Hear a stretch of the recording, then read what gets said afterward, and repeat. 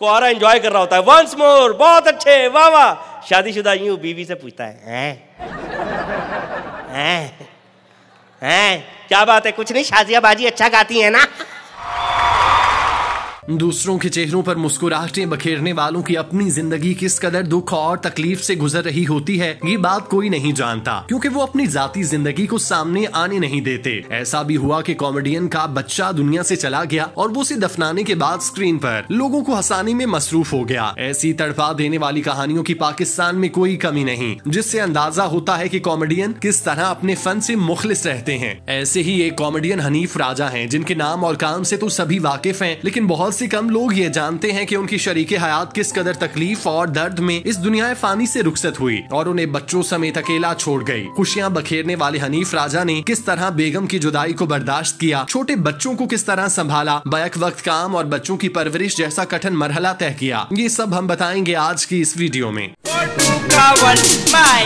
अगर आप यही गाना मुझे अताउल्लाह ईसा खेलवी की आवाज में सुना दे तो मैं आपसे मुतासिर हो जाऊंगी।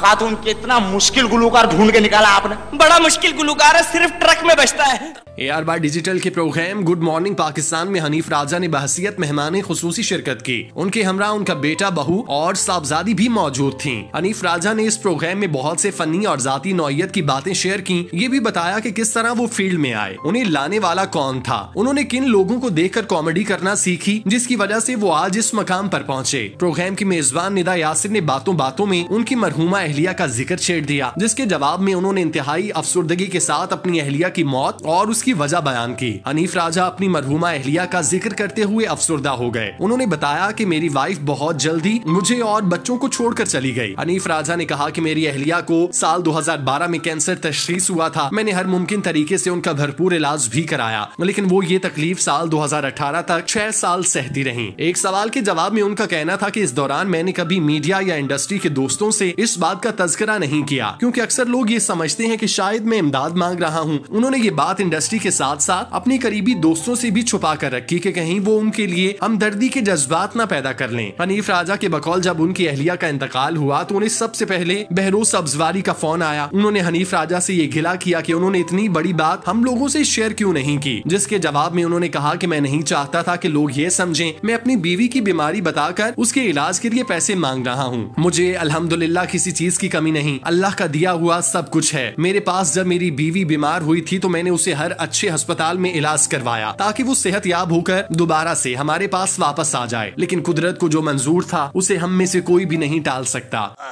आखिरी हफ्ता चल रहा है, बस मेरी जिंदगी में शादी कर ले। लड़का तरस में आके शादी कर लेता है। जैसे ही शादी हुई बड़े मियाँ हट्टे कट्टे घूम रहे हैं, दूल्हा उनके बिस्तर पे लेटा हुआ है। अब्बा ये क्या करवा दिया।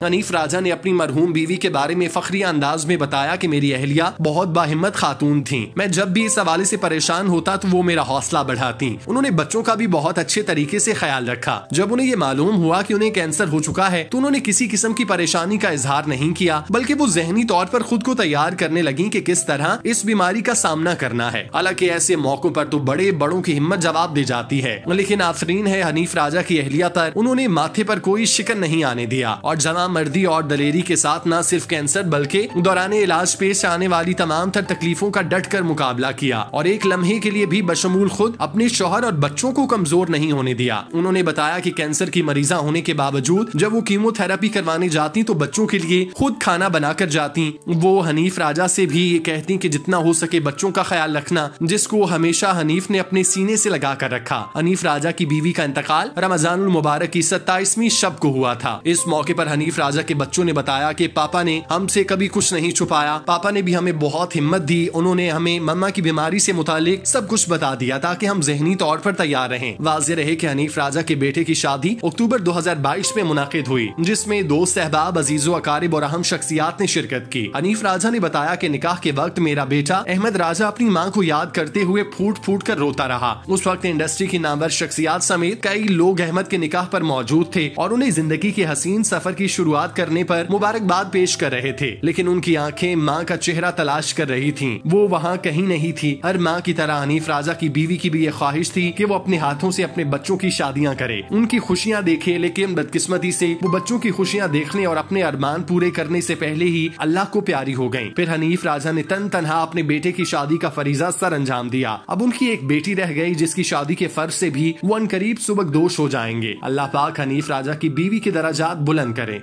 आमीन। यही गाना मुझे नुसरत फतेह अली चौड़े वाले कवाल के अंदाज में सुना दे।